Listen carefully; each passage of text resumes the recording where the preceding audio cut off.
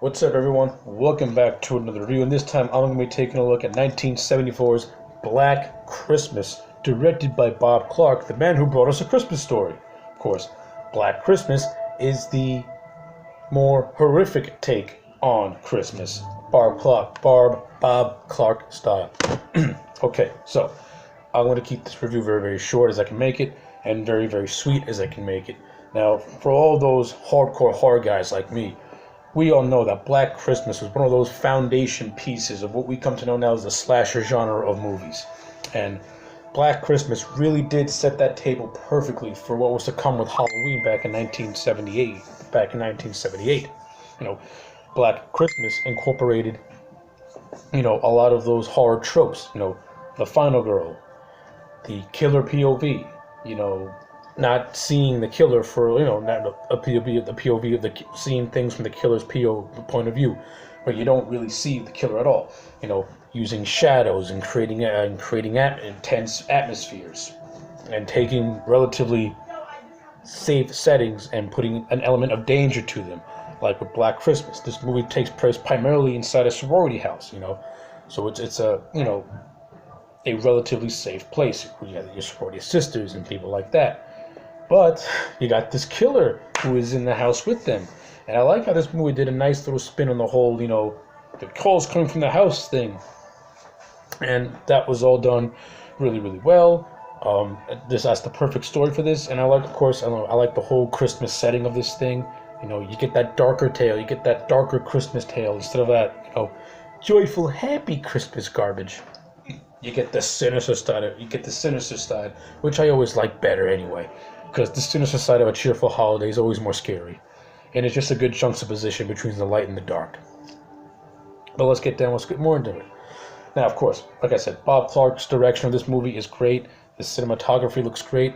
I like that this movie has a very grounded, realistic tone to it in a way. I like that we never see this character of Billy. And I do like that we get that. Of course, the only time we hear Billy is when he's talking on the phone to one of the characters, played by Olivia Hussey, whose name is Jess. And we kind of get bits and pieces to Billy with a backstory, because he keeps talking about this someone named Agnes. Of course, we don't really dive deep into it, which I like even more, because it keeps the mystique, it keeps the mystery of Billy, and not knowing who Billy is great. And the movie sets up a good red herring with Jess's boyfriend at the end, and throughout the picture, of course, because we find out that he's a guy who's going to be under a lot of stress. He had a somewhat of a violent outbreak when he found out that Jess was going to go to an abortion clinic. So we find out that her boyfriend Peter is slightly unhinged in a way, and it's a good red herring. And pretty much for the entire length of the movie, we're pretty much led to believe that Peter's the one that's committing all these murders. Billy, of course, the movie kills two sorority sisters and the mother of the house, and he's just terrorizing this girl Agnes throughout the picture, which is great. And Olivia Hussey puts on a great performance. This movie also gives us another great performance by John Saxon.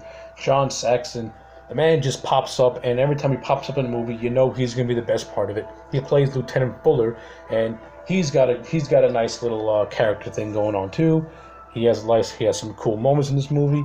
There's this one moment where he's telling this character, Sergeant Nash, where these girls live, and this guy Nash says that they live on Fellatio Street, and Fuller and this other guy just start belly laughing at this guy because he has no idea what fellatio is, because in a couple of scenes prior to this one, Margot Kidder's character was toying with this guy, saying that they live on Fellatio Street, and it was a pretty funny scene. I like it. I thought it was great. Margot Kidder's in this movie from Superman fame. She has a nice little performance as the character of Barb. And you got this other character of Phyllis, who was kind of like your weak. I guess I want to say the one that's.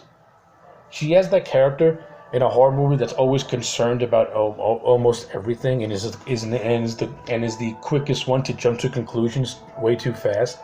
So that's her, and she does a good job with the role too. I like Phyllis was okay. She wasn't boring or anything like that.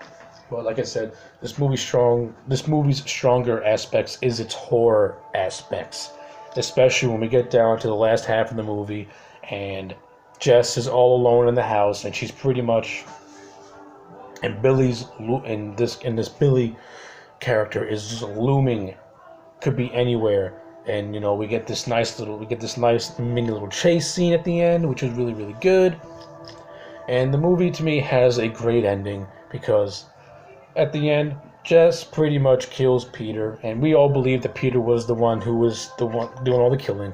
But wait, the camera then, and this was so great. This was so great and genius on Bob Clark's part.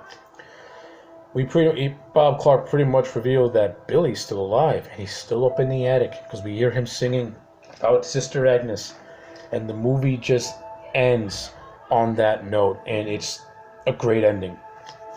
It's this nice open-ended ending where it's pretty much like this, this is never gonna end, and I like it. I like it a lot. So yeah, those are my overall thoughts on Black Christmas. Now, yes, I didn't get into every single detail about this movie. I just gave, my bare bones thoughts on this movie, and for the most part, I thoroughly enjoyed it. I think it's really, really good. I think it's earned its cult status over the years. It's a great horror movie, and it is dated, but that doesn't mean it's not effective in what it's trying to do, in the story that it's trying to craft. And the performances, for the most part, are really, really good, with the standouts being Olivia Hussey and John Saxon. Everyone else in the cast, they do admirable job, especially this one character who looks a lot like Frank Oz. And every time he's on screen, I'm just thinking, that's Frank Oz. Though I know Frank Oz was much younger back in the 70s, but I was like, wow. So that's what Frank Oz looks like. So yeah, at the end of the day, I'm going to give Black Christmas a solid 8 out of 10. If you have not seen Black Christmas, you owe it to yourself to see a true classic horror movie, and the movie that pretty much laid the groundwork for movies like Halloween, Friday the 13th, and others before it.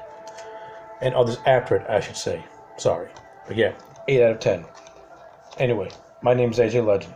Like, comment, and subscribe, and I will check you back next time for more.